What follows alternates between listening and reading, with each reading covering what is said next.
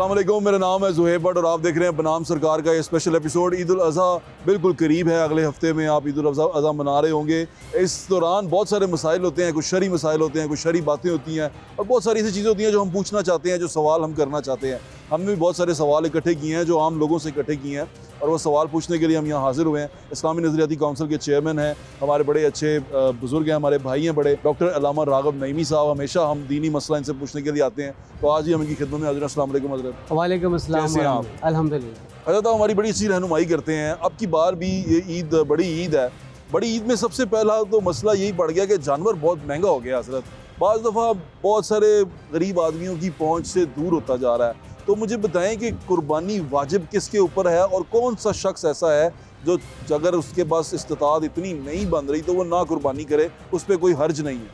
देखिए, गरीब आदमी पे तो आपने ख़ुद कहा कि उसकी पहुंच से बाहर है, तो कुर्बानी तो गरीब आदमी की पहुंच से बाहर ही है।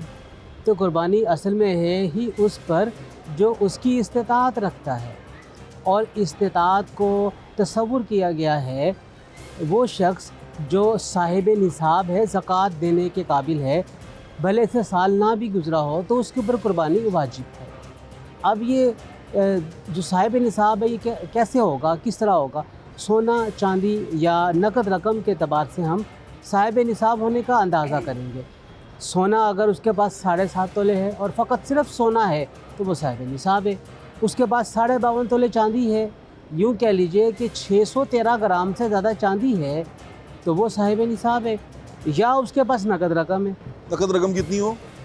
हम चांदी के मुताबिक अंदाज़ा करेंगे। मैंने अगले दिन कैलकुलेट की थी, कोई 1,85,000 रुपया नकद रकम बनती है कि जिसके पास 1,85,000 रुपया मौजूद हो और वो उस महीने के अमूमी ख़र्चे से ज़्यादा है, जो उसने बिजली का बिल देना है, घर में राशन लेकर आना है, बच्चों की फीसें देनी है, वो इससे जुदा हो और 1,85,000 रुपये उसके पास मौजूद हों तो फिर उसके ऊपर कुर्बानी करना वाजिब हो जाएगा। अच्छा देखिए, बाज़ दफ़ा ऐसे होता है कि सिर्फ एक सोना ही है किसी के पास और पैसे एक्स्ट्रा नहीं है, वह वही रखा हुआ उसने। वो बाज़ दफ़ा हमारे यहाँ बच्चे लोग कोशिश करते हैं कि बच्चियों के लिए रख दिया, किसी की शादी के लिए रख दिया और कोई पैसा नहीं है। अब वो बकरा ख़रीदने जाता है तो बकरा अगर जोड़ी लेता है, एक बकरा आजकल 95,000 से शुरू हो रहा है। अच्छा बकरा 95,000 से 1 लाख, 1.25 लाख तक एक बकरा जाता है। अगर वो जोड़ी पे जाएगा तो वो 2 लाख रुपये तक जाएगा, बकरे की बात कर रहा हूँ। तो फिर वो बड़ा जानवर तो फिर और ज़्यादा कीमत बढ़ती जाएगी। तो क्या उसके लिए क्या हुक्म है? देखिए, ज़रूरी नहीं है बकरा करे, वो दुम्बा भी कर सकता है और दुम्बे की प्राइस रिलेटिवली बकरे से कम होती है। और अगर दुम्बा के इस्तेदाद भी नहीं रखता तो फिर वो बैल में हिस्सा डाल ले, बैल की भी नहीं रखता है तो गाय में डाल ले हिस्सा। गाय की जो कीमत है वो बैल से भी कदरे कम होती है। अच्छा, अगर एक हिस्सा डाल ले, बस एक हिस्सा, बैल और गाय में साथ में से कोई एक हिस्सा भी डाल लेगा तो एक हिस्से से उसका काम हो जाएगा। उसका काम हो जाएगा। ओके। अगर आप देखिए, जो इज्तिमाई कुर्बानियाँ मुख्तलिफ जगहों पर होती हैं, कहीं पे 25,000 रुपये लिया जा रहा है, कहीं पे 30, कहीं पे 32, कहीं पे 35, तो वो जानवर के एतबार से है। उसमें देख ले कि वो किस अपने आप को किस कैटेगरी में रख रहा है, उसके मुताबिक वो इज्तिमाई। अगर हम यहाँ जामिया नईमिया में बैठे हैं, यहाँ जामिया नईमिया में कितने पैसे लिए जा रहे हैं जानवर की? देखिए, जामिया नईमिया तो आपको एक लिस्ट ऑफ वैरायटी प्रोवाइड करता है। अच्छा। एटलीस्ट हमारे पास यहाँ पे कोई 25,000 रुपये से हिस्सा, बल्कि कोई 23,000 रुपये से हिस्सा शुरू हो रहा है कुर्बानी का, और इट गोज़ अप टू 38,000 तक जा रहा है। ठीक है, 38,000 तक जाएगा ये। भाई 23,000 से 38,000 रुपये तक एक हिस्सा। अब आप देखिए, रेंज 15,000 की रेंज है और ये बहुत बड़ी रेंज है 15,000। तो हज़रत इसका मतलब हम उससे सुखबदोश हो सकते हैं, अपना फ़र्ज़ पूरा कर सकते हैं हिस्सा डाल के, यानी कि उसके लिए हमें बहुत ज़्यादा शो। अच्छा हज़रत, इसमें एक दिखावा आ जाता है फिर है। अब वो क्या दिखावा आता है? मैं हूँ ना, मेरा दिल किया कि मैं ना कुर्बानी, अब घर पे कोई नहीं है या मेरे वालिद साहब के बाद मेरा भाई जो है वो इतनी तवज्जो नहीं दे रहा, तो मेरा था मैं किसी जगह पे हिस्सा डाल दूँ, पैसे दे दूँ, जैसे मैंने आपसे जिक्र किया। लेकिन अब प्रॉब्लम ये आता है कि रिश्तेदार और दोस्त यार कहते हैं और नहीं जी, जानवर घर बनो, रेवड़ी तो खून जाना चाहिए, वो जानवर घर ले आके बड़ा चस आंदी है जी, वो बड़ा वो बनता ही यही है कि खून इतने रुड़े। नहीं, चस अलग है, जो चस है ना वो एक अलग चीज़ है। अच्छा देखिए, नबी करीम सल्लल्लाहु अलैहि वसल्लम की हदीस मुबारका में जो जानवर के औसाफ बयान हुए हैं ना, उसमें से एक मसला ये भी बयान किया कि जानवर मोटा होना चाहिए, समीन। और समीन क्या होता है? जिसमें गोश्त और चर्बी हो। ठीक है। अच्छा, ये उसके औसाफ में से है। नबी करीम सल्लल्लाहु अलैहि वसल्लम ने भी जो मेढ़ा ज़िबा किया अपनी तरफ से, वो भी समीन था, वो मोटा ताज़ा था। अच्छा, इसीलिए हमारे यहाँ बर्रे सग़ीर में ये रवायत रही है कि हम 2-4 महीने पहले जानवर को घर में लेकर आते हैं, पालते हैं, अच्छा उस ज़माने में वेड़े कच्चे होंगे सी, अब हमारे यहाँ वेड़े नहीं है घरों के अंदर, और अगर थोड़ी बहुत ड्यूटी है, पत्थर लगा हुआ, तो वो तो जानवर 2 घंटे के अंदर अंदर फिसलेगा और वो उसकी टांगें चिर जाएंगी और वो तो लंगड़ा हो जाएगा और वो तो जानवर के कुर्बानी के काबिल नहीं रहेगा। तो फिर सहूलत हमें किस में देखनी होगी? हमें देखनी होगी कि किस तरीके से हम कुर्बानी के जानवर की कुर्बानी भी पेश कर लें और अपने मामला भी देख लें। दिखावा बड़ा ज़्यादा है, बिल्कुल ऐसा है। जानवर बांधते हैं, फिर जानवर को लेके पूरी नुमाइश होती है। अब आप ये देखिए, जो एक औस दर्जे का जानवर है वो हमें मार्केट में आसानी से 2 लाख रुपए का, 2.25 लाख रुपए का मिल रहा है। बड़ा जानवर यानी कि गाय मिल रही है, गाय या बैल। I am talking about ox. Cow की बात नहीं कर रहा, काऊ तो सस्ती है रिलेटिवली ना, तो बैल हमें अच्छा मिल रहा है। उसके अंदर कमो बेश 2 से 2.5 लाख में, 2 से 2.5 लाख, उसमें 3 से 4 मन गोश्त मौजूद है, अवेलेबल है, अच्छा जानवर होता है ये। लेकिन अब देखिए यहाँ पे एक ब्रीड है ब्राह्मण की ब्रीड, जो ब्राह्मण की ब्रीड का जो जानवर है ना, वो तो शुरू ही 50 लाख से होता है।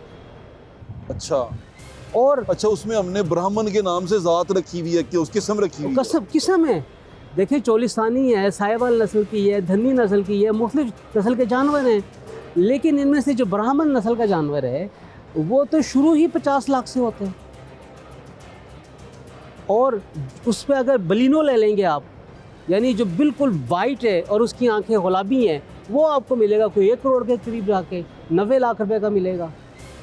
तो ये वो दिखावा है जो हम अपने माशरे में देख रहे हैं। अगर उससे पता क्या होता है, उससे ये होता है कि जो आम आदमी, गरीब आदमी है ना, वो बेचारे का बच्चा भी उसको जिद करता रहता है कि पापा ये वाली लेनी है, और वो खुद भी अपने अंदर अंदर कुड़ता रहता है बिल्कुल कि यार मैं ये कर ही नहीं पाऊंगा। फिर उसकी ख्वाहिश में भी, अच्छा उसकी गरीब आदमी की ख्वाहिशों में शामिल हो जाता है कि मैं भी यह हो जा बेड़ा लेके आवांगा, मैं भी यह हो जा ऊँट करांगा। फिर ये क्या चक्कर क्या चल पड़ता है? मैं इससे बड़ा फिर चक्कर ही चलता है। फिर वो इस बात की परवाह नहीं करता है कि उसके पास पैसे हलाल के आ रहे हैं या हराम के आ रहे हैं। फिर वो पैसे जहाँ से उसका दाव लगता है वो इकट्ठे करता है, और फिर वो अपनी इन छोटी छोटी ख्वाहिशों को दीन के नाम के ऊपर पूरी करने की कोशिश करता है, और अपने ते सोच रहा होता है कि मैं बहुत बड़ी कुर्बानी अल्लाह की राह में कर रहा हूँ। यही से सवाल, अल्लाह की राह में कुर्बानी कबूल नहीं है। यही से सवाल, आपने बात बड़ी अच्छी कर दी। अब यहाँ पर कुछ ऐसे शोबदाबाज भी हैं, यानी कि उनके घरों के बाहर जानवरों की मंडी की तरह जानवर खड़े हो जाते हैं। ईद आने के करीब ना वो जानवरों पे जानवर करी जा रहे हैं, यानी कि वो इतने फिल्थी रिच लोग हैं कि वो पूरी मंडी खरीद के वो कुर्बानी करते हैं, यानी कि इस तरह की हिसाब किताब भी करते हैं। तो ये कुर्बानी भी कुर्बानी होती है, देखिए, क्योंकि जो कमाई है वो किसी के खून के ऊपर आके कमाई की गई है। देखिए, कमाई का मसला अलग है, कुर्बानी का मसला है। ये बात तो हमें कैटेगोरिकली जहन में रखनी चाहिए कि हराम ज़रिए से हासिल की गई कमाई से कोई भी इबादत नहीं की जा सकती। बिल्कुल ठीक है, ये उसूल है, कैटेगोरिकली ये प्रिंसिपल है, उसका सवाब नहीं मिलना। और जो इरादे से हराम माल से जानवर ख़रीदेगा और सोचेगा कि मुझे बड़ा सवाब मिलेगा, वो कुर्बानी उसके मुंह पे मारती जाएगी। और कुरान करीम में अल्लाह फरमाता है, लन यनालल्लाह लुहुमुहा वला दिमाउहा वलकिन यनालु तक़वा मिनकुम, कि अल्लाह को तुम्हारी कुर्बानियों के जानवर का ना गोश्त चाहिए ना खून चाहिए, तक़वा चाहिए जो कुर्बानी के अंदर पिन्हा है कि तुमने किस नीयत से अल्लाह की राह में जानवर कुर्बान किया। वाह वाह वाह वाह। और अगर नीयत तुम्हारी दिखावे की है, नीयत तुम्हारी टहके की है, ओए हाजी साहब ले आए ने सब तुम महंगा वेड़ा किन्ने दे जी 1 करोड़ 20 लाख रुपए का। अस्तग़फिरुल्लाह। ओहो, तो ये ऐसा, और वो नीयत दिखाने की है, नीयत दिखाने की है कि भाई पाकिस्तान का जो सबसे महंगा जानवर था 2 करोड़ रुपए का, वो हाजी फलां ने पकड़ा है, और वो ब्राह्मण था, और वो 30 मन का था और 40 मन का था, और आज तक इस जैसा ब्राह्मण हुआ नहीं है। ओहो। अच्छा जी, ये इसी से एक और बात आ गई रास्ते में कि एक तो आपने दिखावा करके गोश्त कर दिया, या आपने बाज़ दफ़ा हम अपने जो इस तरह के पैसे कमा रहे होते हैं और इस तरह हराम ज़रिए से भी, या उस पैसे को हराम बना चुके होते हैं कि टैक्स ना दे के, उस पैसे को चोरी करके ब्लैक का बना के, फिर दिल में खुश होते हैं, तसल्ली होती है, वो भी तो कर रहे हैं, वो भी तो अमीर इस तरह ही होया है, उनने भी तो पैसे एनजी कमाए ने, इसमें हम खुश हो जाते हैं। ये क्या, ये तसल्ली काफ़ी है राज़ी करने के लिए दिल को? क्या इससे वाकई नहीं, ये कोई तसल्ली नहीं है, कोई तसल्ली नहीं है। कहीं पर भी कोई जस्टिफिकेशन इसकी नहीं दे सकते, नो जस्टिफिकेशन। देखिए, मैंने पहले अर्ज़ कर दिया है कि कुर्बानी हमेशा हलाल रकम से, चाहे वो छोटी कुर्बानी क्यों ना हो। ज़रूरी नहीं है बड़ी कुर्बानी करें, आप छोटी कुर्बानी करें, हिस्सा डालें, हलाल रकम से आपकी कुर्बानी होनी चाहिए। तो अल्लाह ताला के यहाँ अजर व सवाब इतना अता किया जाएगा कि बंदा उसका तसव्वुर नहीं कर सकता। वो अजर व सवाब क्या है, हदीस में आया है, यानी जो कुर्बानी अल्लाह के यहाँ मकबूल होती है ना, तो जो कुर्बानी के जिस्म पे मौजूद खाल के ऊपर जो बाल है, हर बाल के बदले में एक नेकी है। कितने बाल हैं तसव्वुर करें, जानवर के जिस्म पे कितने बाल होते हैं। अच्छा, जानवर जितना बड़ा होगा उतने ज़्यादा बाल होंगे, खाल उतनी ज़्यादा होगी, चौड़ाई में लंबाई में बाल ज़्यादा होंगे। तो वो जो जानवर का अच्छा फरबा होने का जो कॉन्सेप्ट है वो इस तरीके से रेलिवेट होता है नेकियों के साथ, ये नेकियां इजाफा होता है। लेकिन बहुत बारीक फ़र्क है नेकी के हसूल में और दिखावे के अंदर, बिल्कुल ठीक, बहुत बारीक फ़र्क है। और ये अज़हर जी मैं यही सोचता था कि ये जिस तरह दिखावा होता है, बंदे का दिल दुखता है, जो नहीं कर सकता उसका दिल दुखता है। बड़ी आम सी बात है कि अगर मेरे सामने कोई कर रहा है और वो बार बार ऐसे ही लग रहा है कि अल्लाह शायद इससे बहुत ज़्यादा खुश है, तो मैं गरीब आदमी हूँ, मेरे से तो शायद खुशी नहीं है ना कि मैं वो कर ही नहीं पा रहा, ऐसा फील होता है, ऐसा लगता है इंसान को। तो फिर बंदा क्या करे, ऐसा माड़ा आदमी क्या करे? वो दो चीज़ें, वो मेहनत करे और अपने आप को इस लेवल पे लेके आए, अगले साल वो अच्छी कुर्बानी पेश कर सके।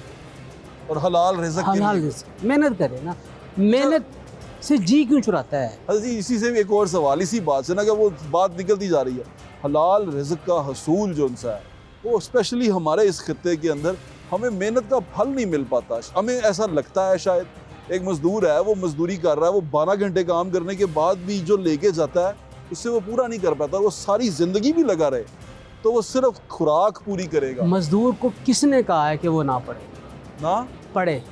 मज़दूर को किसने कहा है कि वो लिखना ना सीखे? मज़दूर को किसने कहा है कि वो हुनर ना जाने? मज़दूर को किसने कहा है कि वो आर्टिज़ियन ना बने? आज कल के इस दौर में जब हर मज़दूर के पास टच मोबाइल भी है और अपना वो 1.5 से 2 घंटे का पैकेज रात को चला के वो एक सस्ती एंटरटेनमेंट भी, तफरी वो कर रहा होता है, तो उसी में वो अगर चाहे तो अंग्रेज़ी भी सीख सकता है, अगर चाहे तो कुछ और काम भी कर सकता है। यानी कि कोई काम कंस्ट्रक्टिव भी हो सकता है, तामीरी काम भी किया जा सकता है। अच्छा, वापस अपने टॉपिक पे आते हैं। अब जानवर को लेके ऊँट और गाय, बैल और बकरे का कुर्बानी सबसे ज़्यादा अल्लाह के नज़दीक पसंदीदा कौन सी है? देखिए, अगर एक आदमी एक बड़ा जानवर करे तो वो कुर्बानी ज़्यादा मकबूल है। मतलब एक आदमी एक बड़ी गाय करता है, एक बैल, एक आदमी फ़र्द वाहिद करता है तो उसका ज़्यादा उसको अजर सवाब मिलेगा। उसके बाद फिर आ जाता है, वो अगर बकरे की तरफ या दुम्बे की तरफ आ जाए, फिर आ जाता है एक हिस्से की तरफ आ जाए। और उसी तरह हज़रत जी, ऐसा नहीं लगता कि ये भी तोली जाती हैं नेकियां जानवर के वज़न के मुताबिक? क्या हम अपना हिस्सा दे दें तो हमें सवाब उतना ही मिलेगा जितना हाजी साहब को ब्राह्मण गाय करके मिला? सवाब बराबर है, कुर्बानी का सवाब बराबर है। सिर्फ जो इजाफा आएगा ना वो कुर्बानी के जिस्म पे मौजूद खाल ज़्यादा होने की वजह से जो बाल ज़्यादा आएंगे बस उतना फ़र्क पड़ना है, नियत, तकवा। लेकिन दिखावा अगर आ गया वो कुर्बानी साइड पे, जिसकी छोटी सी कुर्बानी बगैर दिखावे के वो अल्लाह के यहाँ कबूल हो जाएगी। यानी कि अमाल का दारोमदार इन्नमल अमालु बिन्नियात, नियतों पे है और अल्लाह ताला नियतें देखता है। वो सच बात है कि अल्लाह ताला को ये गोश्त नहीं चाहिए, उसको ये उसका खून नहीं चाहिए, उसको तो आपका तकवा चाहिए कि आप किस तकवे से कर रहे हैं और आपकी नीयत क्या है। हज़रत जी, अब जो निसाब बना है वो क्या बना है? 1,85,000 रुपये के करीब रकम मौजूद है, अब कुर्बानी उस पर वाजिब हो गई है। और वो रकम इजाफी है खर्चे के अलावा, उस महीने के खर्चे के अलावा हो। ये बात आप जहन में आप सारे सुन लें कि 1,85,000 रुपया निसाब है और वो तब है जब वो आपके माल जो आप खर्च कर रहे हैं, जो रोज़मर्रा का खर्चा है, उसके मिसाल के तौर पे देखें, बिजली का बिल है, गैस का बिल है, पानी का बिल है और उसके साथ उसने ग्रोसरी का बिल देना है, कुछ और बिल वगैरह जो उसने लाजमी देने हैं, ये आपके पास सेविंग में पड़ा है। ये जो 1,85,000 रुपये है, ये उस, देखिए बाज़ लोगों की तनख्वाह होती है 4-5 लाख रुपया और वो 4-5 लाख खर्च हो जाती है। अब वो 4-5 लाख रुपये आया, उसका जो खर्चा है वो है 3 लाख, 2 लाख की उसकी सेविंग है, उस पर कुर्बानी वाजिब होगी।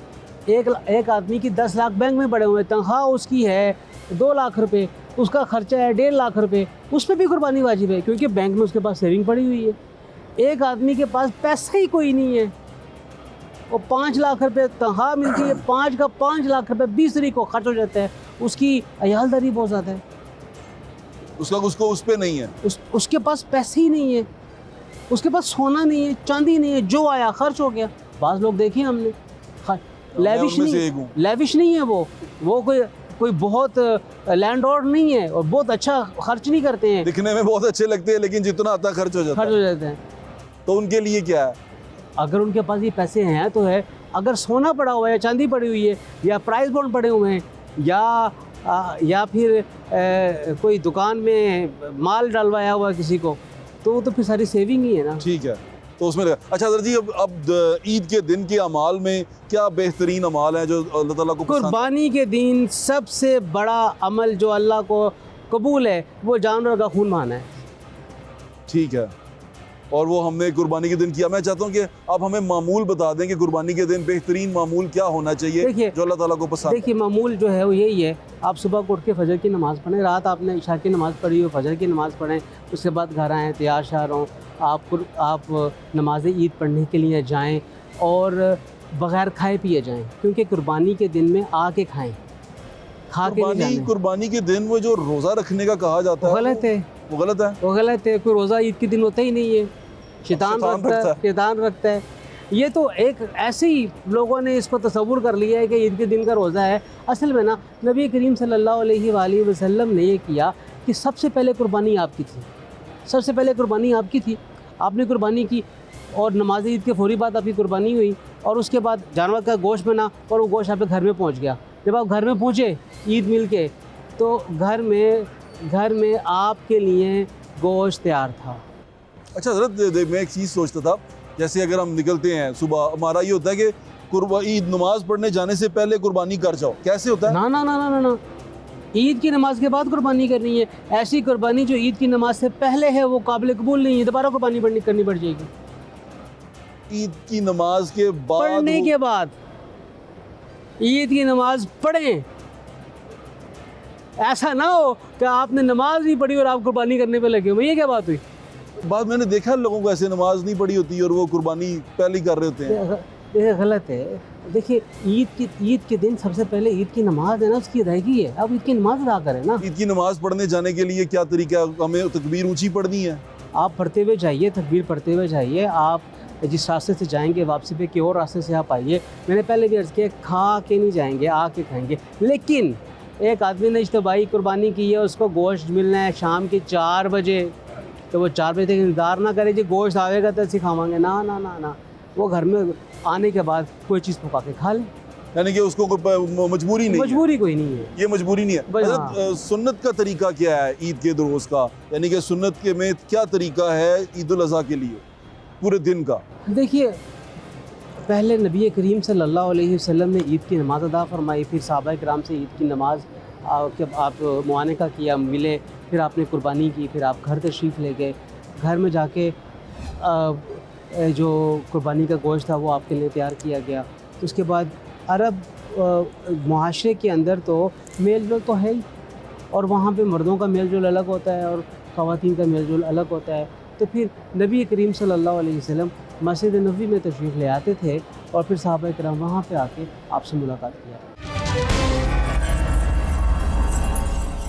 ये जो दावतें होती हैं बहुत बड़ी बड़ी पुरतइश दावतें, जिसमें राने पकड़ी होती हैं और जिसमें वो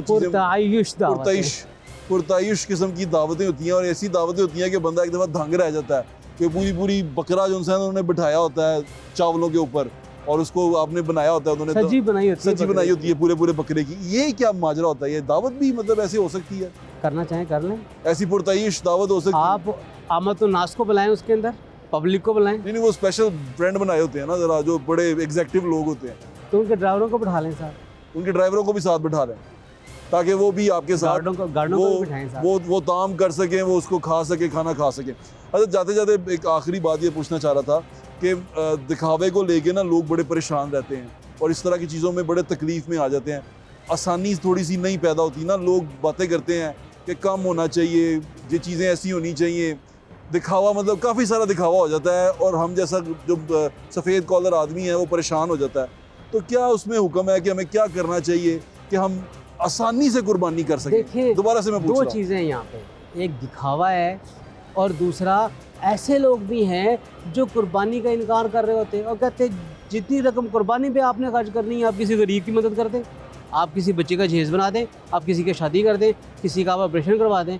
अरे तुम्हें ये तमाम चीज़ें ईद के दिन क्यों याद आती हैं? क्या इससे पहले नहीं हो सकती? और जो कुर्बानी कर सकता है वो थोड़ी सी हिम्मत करके सारे काम भी करवा सकता है। तो इट डज़न्ट मैटर, ये बात ज़हन में रखनी चाहिए कि जो कोई कुर्बानी के हवाले से ऐसी बात कर रहा है तो उसे थोड़ी सी झंझोड़ा जाए और कहा जाए कि नबी करीम सल्लल्लाहु अलैहि वसल्लम मदीना मुनव्वरा में जितना भी अरसा क़याम पज़ीर रहे हैं, आपने कुर्बानी के बगैर अपना साथ जाने नहीं दिया। अच्छा हज़रत, वो तो सरकार दो आलम थे, पैगम्बर रसूल सल्लल्लाहु अलैहि वसल्लम थे, उनको तो कुर्बानी, वो तो उनका तरीक़ था ना कि उन्होंने कुर्बानी करनी थी।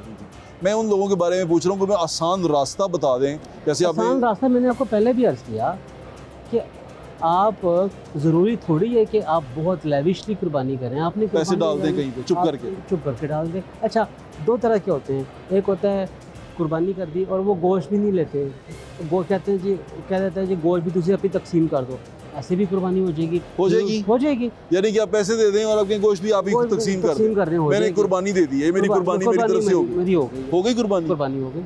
हमें हमारी तरफ से हमारा फ़र्ज़ अदा हो। देखिए, हम गोश्त लेने क्यों जाते हैं? ये भी अल्लाह का कितना एहसान है। कुर्बानी भी कबूल फरमा रहा है और साथ कह रहा है जो कुर्बानी तुमने की ना तुम ही ले जाओ। कितना एहसान है अल्लाह का। देखिए, आपने किसी को राज़ी किया ना, राज़ी करते वक्त जब आप कोई चीज़ उसको तोहफे में पेश करते हैं, वापस करता है वो कोई? वापस तो नहीं होता। जो चीज़ किसी को दे दी आपने कुर्बानी अल्लाह के लिए कर दी है, तो अब उसकी वापसी क्या है? कुर्बानी का गोश्त हमें क्यों मिले? ये तो अल्लाह का एहसान है। अल्लाह ने हमें इस काबिल किया कि एक तरफ हमारी कुर्बानी को कबूल किया, कुर्बानी कबूल करने के बाद फिर हमें ही कह दिया, परमिशन दे दी कि ये गोश्त भी तुम ही ले जाओ, तुम ही तकसीम कर लो इसे। हज़रत, जब कुर्बानी करने के लिए एक कहा जाता है कि दाढ़ी नहीं कटवानी, बाल नहीं कटवाने, ऐसा नहीं कटवाने, और जो शख्स हिस्सा डाल रहा है उसके लिए क्या इसमें हुक्म है? देखिए, नबी करीम सल्लल्लाहु अलैहि वसल्लम के हदीस मुबारक में ये बात बहुत वाज़ेह अंदाज में बयान हुई है कि जो शख्स कुर्बानी करना चाहता है उसे चाहिए कि वो अपनी हालत हाजियों की तरह बना ले। हाजियों की तरह बना ले? हाजी क्या है? जब हाजी एहराम बांध लेता है ना, अब हाजी एहराम बांधने के बाद ना खुशबू लगा सकता है, ना वो अपने सर के बाल काट सकता है, ना वो शेव कर सकता है, ना वो नाखून काट सकता है, वो जिस्म से किसी भी किस्म का बाल नहीं काट सकता। अब यही कुर्बानी करने वाले को कहा गया, जब तुमने कुर्बानी करनी है तो वो रिजेम्बलेंस आनी चाहिए। अब एक उसके तरीक़ाकार क्या बयान किया गया? यकम ज़िलहज्जा की शाम से लेकर, यानी जब हमारा चाँद नज़र आ जाएगा उस वक़्त से लेकर कुर्बानी के वक़्त तक, कुर्बानी के वक़्त, दिन नहीं, कुर्बानी के वक़्त तक, जब कुर्बानी कर लोगे उस वक़्त तक बाल वगैरह नहीं काटने, तो तुम्हें फिर वैसा ही सवाब मिलेगा जो कि हाजी को वहाँ पे मिल रहा होगा। और हज़रत, इसमें जो है औरत के लिए क्या हुक्म है? औरत भी ये कहे सेम बाल नहीं तराशे, नाखून नहीं तराशे, एहराम की हालत में रहे? नहीं, एहराम की हालत में एहराम थोड़ी बांधना है, सिर्फ लेकिन उसी तरह उसका आदाब उसी तरह करें, आदाब उससे रखेंगे। अच्छा, फिर कुरान करीम ने इन 10 दिन, ये जो ज़िलहज्जा का पहले अशरे के 10 दिन है, इनकी रातों की बड़ी फजीलत बयान हुई है। वल फजरी वलयालिन अशर, कसम है वक्त फजर की और कसम है 10 रातों की। और 10 रातें कौन सी हैं? यकम ज़िलहज्जा से लेके 10 ज़िलहज्जा तक की जो 10 रातें हैं, ये अल्लाह ताला के यहाँ बड़ी मकबूल हैं और बड़ी आली मर्तबत रातें हैं और इसमें इबादत की जानी चाहिए। अल्लाह ताला इन इबादत को अपनी बारगाह में कबूल भी फरमाता है। हज़रत, ये जो है सुन्नत इब्राहीमी है, ये 10 हज का, जो 10 ज़िलहज का ये 10 दिन है, ये इतनी अहमियत की हामिल क्यों है देखिए तारीख़ में? देखिए, जो ज़िलहज्जा का है, अच्छा, जो हज है ना बेसिकली ज़िलहज्जा में होता है और इस महीने को ज़िलहज्जा इसलिए कहते हैं कि ये हज वाला महीना है। अब हज असल में है क्या?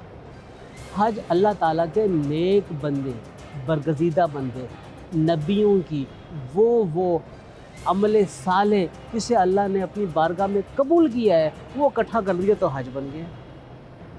सुभान अल्लाह। यानी नमाज है, ये एक बाकायदा एक प्रैक्टिस है, इबादत है, ऐसे शुरू होगी ऐसी ख़त्म होगी। अब हज देखें, 8 ज़िल-हज्जा को आप मुज़दलिफ़ा में आ जाएं, 9 ज़िल-हज्जा की सुबह को निकलें अरफात में आ जाएं। अरफात में आपने क़याम करना है असर की मगरिब की नमाज़ तक। मगरिब की नमाज़ होगी तो वहाँ से निकलें, वहाँ से निकल के आपने मीना की तरफ चलना है, लेकिन रास्ते में मुज़दलिफ़ा में आपने क़याम कर लेना है आपने। अच्छा, जब मुज़दलिफ़ा में आप क़याम करेंगे तो फिर आपने मगरिब और इशा की नमाज़ इकट्ठी पढ़नी है। उसके बाद फिर आप मीना में अगले दिन सुबह आ जाएंगे।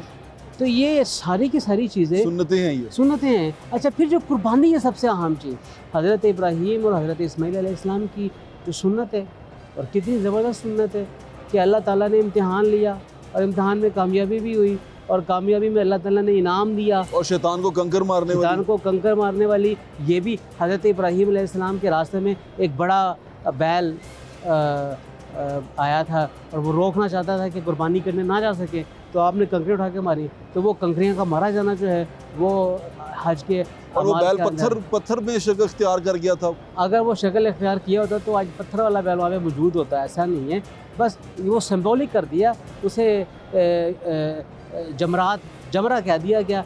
अब जमरा आप देख लीजिए 3 जगह पे है, 3 जगह पे बनाया गया है, छोटा है, दरमियाना है और बड़ा है, लेकिन उन तीनों की जो साइज़ है वो सारा एक ही तरह का रखा है, और ये बड़ी सहूलत है। अब जमरात को एक ऐसी दीवार की शक्ल दे दी गई है कि जिसमें आप एक तरफ से कंकरियाँ मारते हुए जाते हैं और बहुत आसानी से कंकरियाँ मार लेते हैं। पुराने ज़माने में जमरात गुलाई की शक्ल में थे और बहुत ज़्यादा कैजुअल्टीज़ जमरात, रमिया जमरात के मौका पे हुआ करती।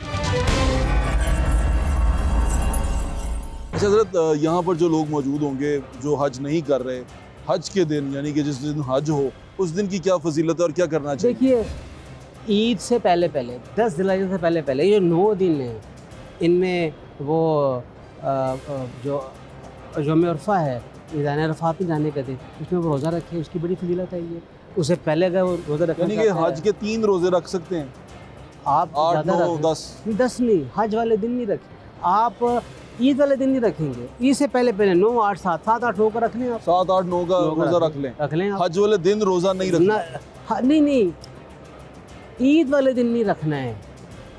10 ज़िल-हज्जा को ईद का दिन है, और 10 ज़िल-हज्जा को जो हाजी होता है वो भी मैदान अरफात से निकल कर वो मीना में आ जाता है, और मीना में आके वो रिलैक्स कर लेता है, उसकी कुर्बानी हो चुकी है। हम यहाँ पर, क्योंकि हमारे यहाँ पे दिन डिफरेंट होते हैं, एक दिन का फ़र्क आता है, तो हम हज का रोज़ा रखते हैं। वो नहीं, हमने अपने वक़्त के मुताबिक रोज़ा रखना है, यानी कि हमने वो हज का रोज़ा नहीं है, 10 ज़िल-हज रोज़ा का दिन नहीं है 10 ज़िल-हज रोज़े का दिन नहीं है। हमारे यहाँ जो अगलब जो मतलब हमारी कैलकुलेशन आ रही है वो 7 जून की ईद की कैलकुलेशन है हमारी, तो 7 जून को रोज़ा नहीं होगा, 6 को रखें, 5 को रखें, 6 को रखें, 4, 5, 6 को रख लें, 3 दिन रख लें, 3 दिन रखें, और उसके बाद जो आगे दिन आएगा उस दिन आप रोज़ा नहीं रखेंगे। हज़रत आपके वक्त का बहुत बहुत शुक्रिया, और इंशाल्लाह दोबारा ये नशिस्त मैं ज़रूर आपके साथ दोबारा करूँगा। बड़ी सेर हासिल गुफ्तगू होती है, मेरे ख्याल से लोगों को बड़ा कुछ सुनने को मिलता है, क्योंकि हमें जो फीडबैक आता है वही कहते हैं कि गुफ्तगू से हमें बहुत कुछ जानने को मिलता है, क्योंकि हमने दीन को मुश्किल कर दिया, हमने दीन के इर्द गिर्द बड़े सारे गिलाफ डाल दिए हैं, वो बड़ा तकलीफ भी हो जाता है बाज़ दफ़ा हमारे लिए, तो बड़ा अच्छा रहता है हमारे लिए। कुछ कहना चाहिए? एक बात रहेगी, मैं चाहता हूँ मैं उसको छोटी सी बयान कर दूँ। उम्र का बड़ा ध्यान रखना चाहिए कुर्बानी के जानवर के अंदर। बकरा, बकरी वगैरह ये 1 साल की उम्र का होना चाहिए, गाय 2 साल की उम्र की होनी चाहिए, बैल 2 साल का होना चाहिए, ऊँट 5 साल का होना चाहिए। 5 साल का ऊँट, 2 साल का गाय और बैल, और 1 साल का बकरा और दुम्बा। और एक और बात मैं अर्ज़ करूँ, आप भैंस या भैंसे की भी कुर्बानी कर सकते हैं। भैंस और भैंसे की भी कुर्बानी हो सकती है। वो भी उम्र यही होगी 2 साल की उम्र होगी, यानी कि 2 साल का जानवर हो तो फिर कुर्बानी हो सकती है। चलिए हज़रत आपके इसकी इन्फॉर्मेशन का बड़ा शुक्रिया, क्योंकि मुझे भी ये जानने में अभी पहली दफ़ा मैं ये सोच रहा हूँ कि भैंस और भैंसा भी आप कर सकते हैं, आपको आसानी है उसके अंदर, जानवर ख़रीदने में भी आसानी। आपके वक्त का बहुत बहुत शुक्रिया, इंशाल्लाह फिर मुलाकात होगी। अल्लाह हाफ़िज़, पाकिस्तान जिंदाबाद।